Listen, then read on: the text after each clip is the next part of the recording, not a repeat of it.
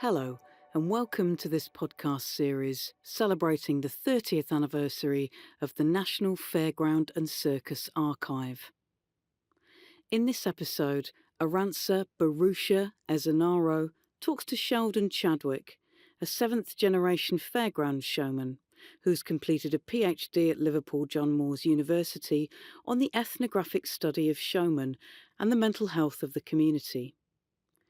He is also the founder of the Showman's Mental Health Awareness Charity and for some time served as the Education Liaison Officer for the Lancashire Section of the Showmen's Guild of Great Britain. Sheldon is an advocate of his community and campaigns to raise awareness of their history and contributions to mainstream society. He also campaigns against discrimination and provides support for showmen in education and accessing higher education. In this episode, the term showman is used to include men, women, and children as the preferred term used by the majority of the travelling fairground community to refer to themselves. However, we do acknowledge that some members of the community choose to use other terms such as showpeople or travellers. Sheldon, can you introduce yourself? I am Sheldon Chadwick. I am a seventh generation showman. I suppose that's possibly when it was first recorded. I do believe that it went on long before that as well for my family. I am from Lancashire, what we would call the Lancashire Section. Born in Salford, but grew up mostly in Bolton and travelled across the UK with my family as a young showman.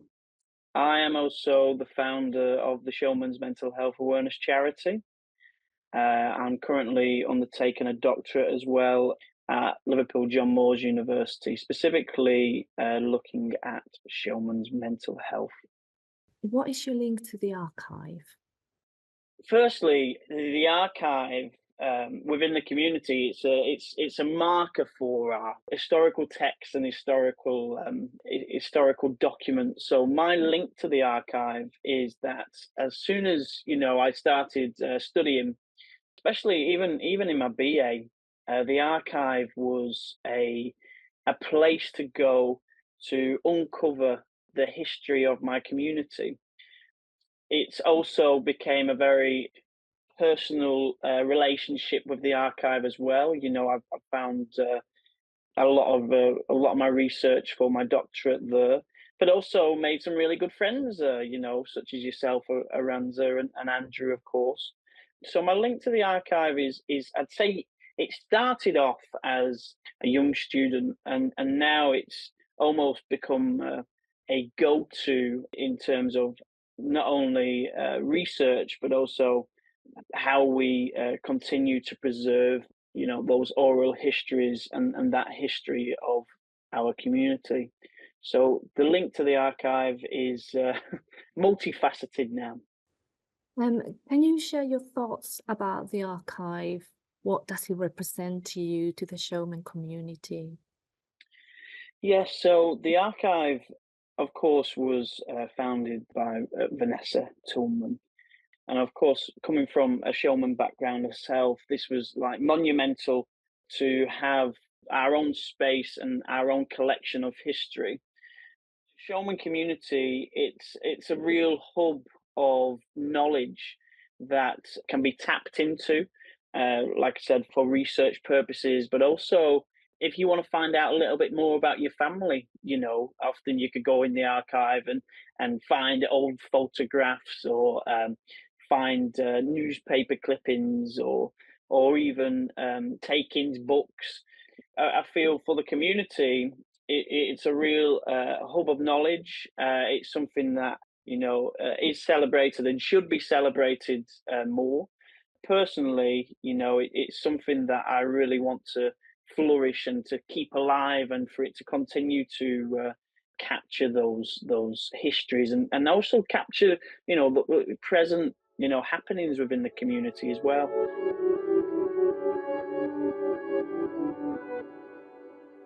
Is there a collection or theme in the archive that has specifically impacted you?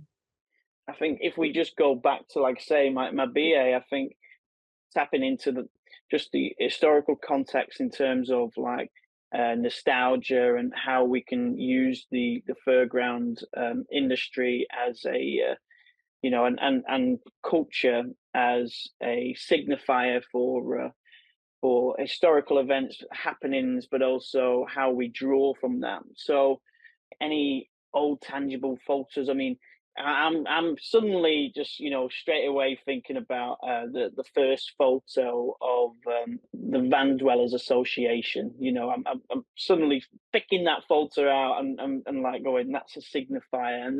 But then I'm also thinking about some of the wonderful artworks that are in the archive as well, and some of the larger pieces, such as I always butcher her name. Marisa Karneski. Oh yeah, Marissa Karneski's collection, really spoke to me as well, and that kind of that boldness of her work, but also then the wartime, materials as well, really poignant.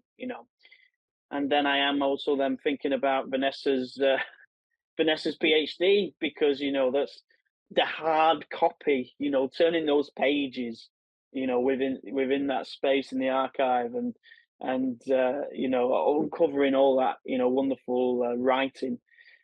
For myself personally, I think the Showman's Guild collection is really great, and going through those documents and how they fought so many policies throughout the years.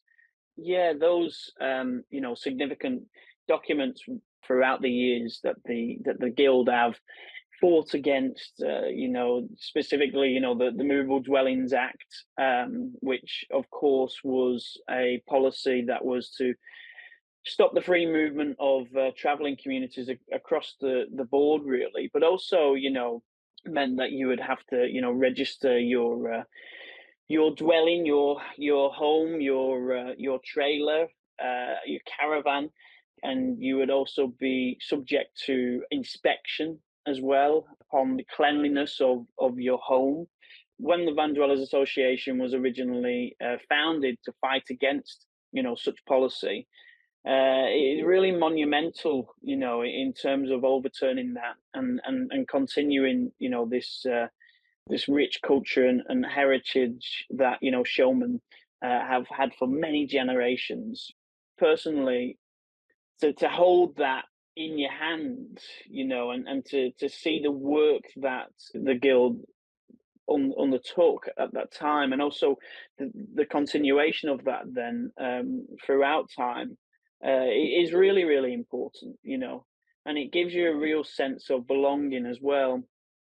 So for me, the Showman's Guild collection has been really important, to kind of understand that, and of course the archive preserving that is really important for our community.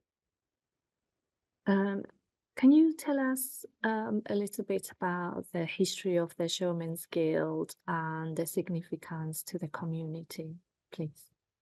Yeah, so the Showman's Guild is a national governing body. It has been around for over 100 years, and it specifically aims to protect the rights of showmen in the UK to continue to travel with and operate, fairground rides and stalls, but also it's for me been a key player in preserving culture and protecting culture.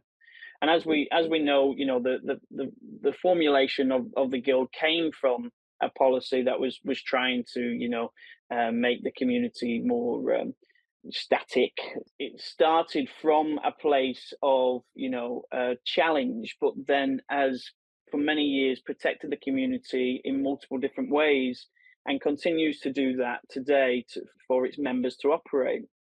The guild also, not only looks after the side of the industry, but also, with stuff like the benevolent fund, helps to support members who experience hardship with the mental health fund that was voted upon this year, placed into policy this year, is also very monumental, because the guild are not only there as a governing body to support the community's work and labour, but also to support the community's well-being, and that's really, really really important. Especially with changing times, and the way that the landscape has changed for Showman, and the continuation of challenges that will obviously be coming along our way. I'm sure there'll be a change in technology somewhere down the line in the next in the next 20 years, and a change in policies and in the way that we have to operate. So I think that the guild is, it's a really important fundamental governing body for the community. And also, research has shown, specifically coming out of my PhD, that being a member of the guild also can really help in terms of well-being as well. Having that sense of community is important.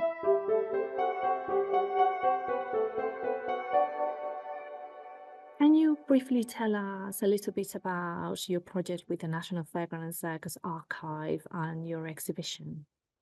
My projects with the National Fairground Archive, It's All a Show, was sort of a conversation, like every good things do, with Aranza about a year and a half, 2 years ago now, and vision really of connecting and being a partner with the National Fairground and Circus Archive, because I do really believe it's a real hub for our community's knowledge and research.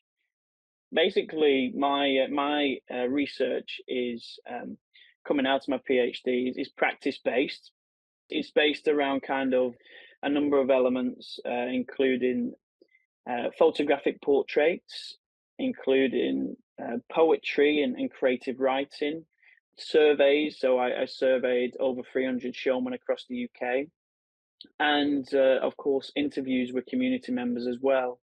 So these collection of mediums, like bringing them all together and then putting them into a space, was the initial vision. And then, of course, with lots of conversation with Aranza, and then having big ideas, and then going, well, maybe we could change to this, and having 5 or 6 different layouts of the space.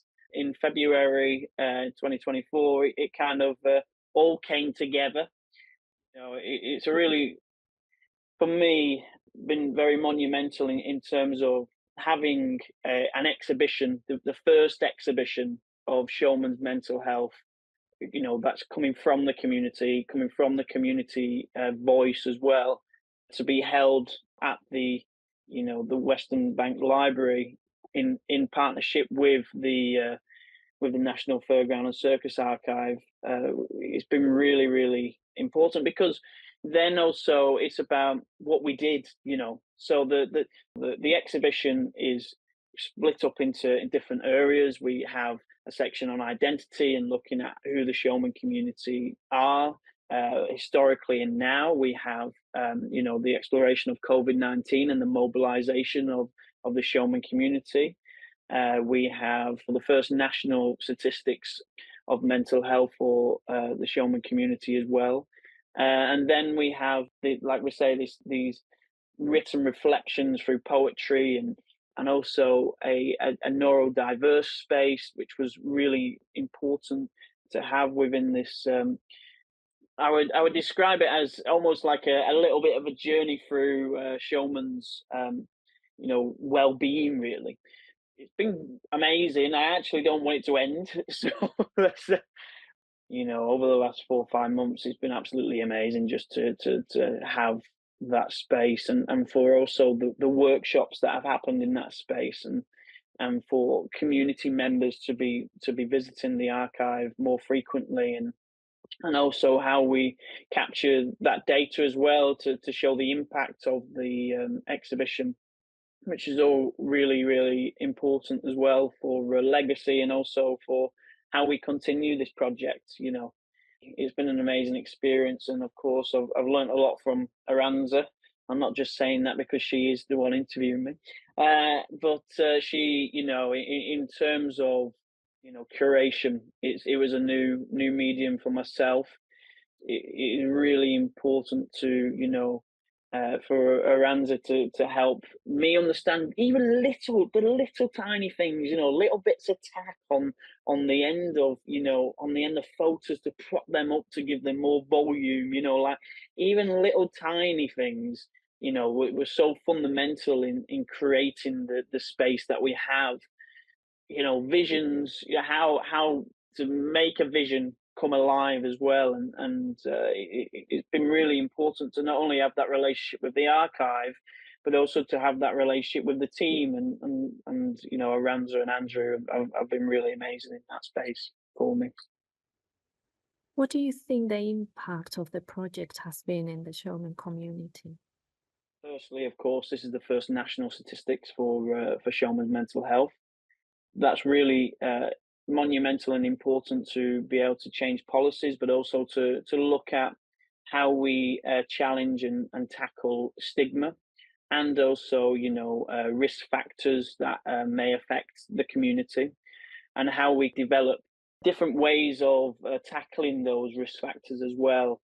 Firstly, that is a massive thing, but not only that, how the community voice drives that, and how it's coming from the community is really, really important. It's something that has never been done before, and why is that? Why is that? So we need to ask these questions and continue to develop the answers to make sure that this continues. That this is the first stage, or it's, as I would like to say, it's the first drop in the ocean to getting more support for the community within mental health services, within social care, just fundamentally, across the board in healthcare as well. It's a really important bit of research that hopefully will inspire other showmen who are just about to start their journey of academia, or start their research to just start thinking about, well, can I do something on showman's mental health? Because as we know, there's lots of different areas that still need exploring. As we know, once you fill one gap, in academia, 300 others appear.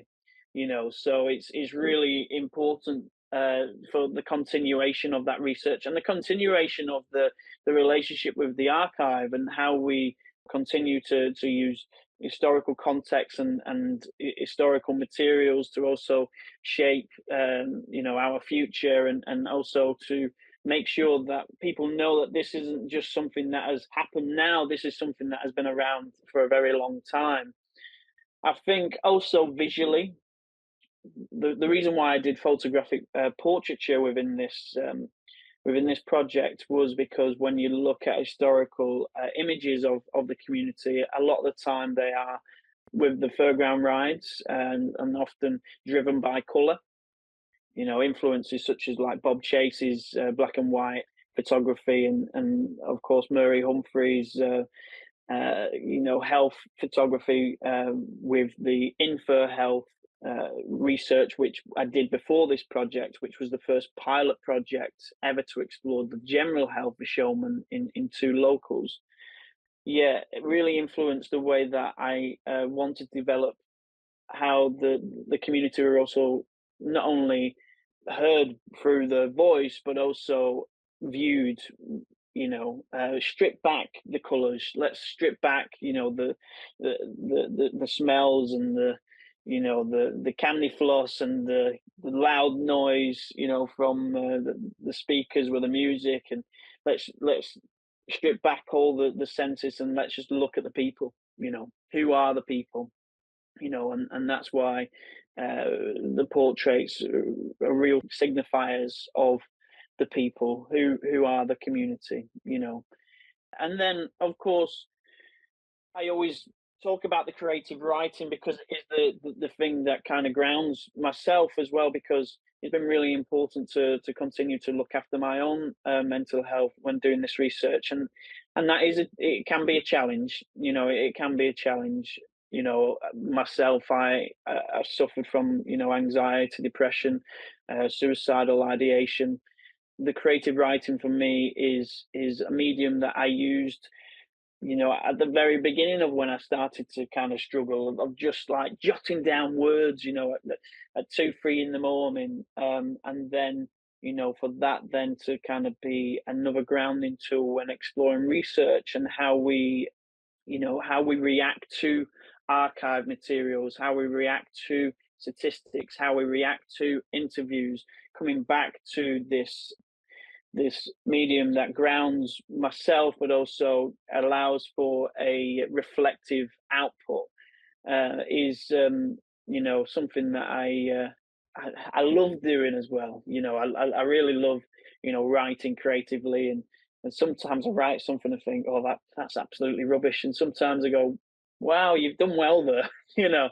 But they all kind of come to the same conclusion that I found the page. I found the page. I was able to give myself a moment. I was able to reflect, and I was able to look after my own, mental health. Because of course, mental health is about wellness rather than illness. And I think this is, a real fundamental message of this exhibition. That we're traveling here and we're on this journey, and yes, we're talking about mental health statistics. We're talking about hard, subjects such as suicide, but we are refocusing in on well, how can we continue to, look after each other? How can we continue to, support each other? And how can we continue to tap into, our well-being? What can we do? How can we continue to do that? For me, most of the time, it means getting some good sleep, So, reminding myself that good sleep, eating well, making sure that I come back to my mental health strategies, writing and exercise. But for everybody, it's different. So it's also acknowledging that. It may be listening to music, it may be walking your dog, it may be, speaking to a friend on the phone. And it might just be, sat watching Netflix, doing nothing, you know, just giving yourself a moment for you.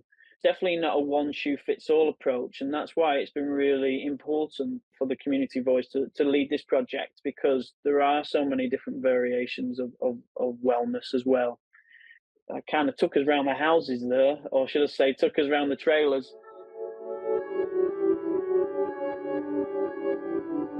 For anybody who doesn't know, could you please give us a definition of background showman? Okay, so it's very difficult to define a community as a whole. Historically, traveling showmen are the people who travel across the country with fairground rides and stalls, and have done for many generations. And often you are born into the community. However, it is a changing landscape. We are recognised now as a cultural minority group on the UK census in 2021, and that's very challenging as well, because anything that has kind of minority in it can be really hard and difficult, because I don't like the term minority in a sense, so I'm going to kind of flip that and kind of say that a showman is any person that is born into the community, and it doesn't matter if you travel with fairground rides or if you don't. Now there are showmen who are doctors, and showmen who are teachers, and showmen that are academics, but then there are still amazing traveling showmen all across the UK.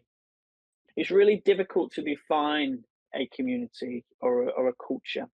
So I think that probably the best way to describe it is that we are a group of like-minded people now. I think that comes with a sense of identity. It is an identity.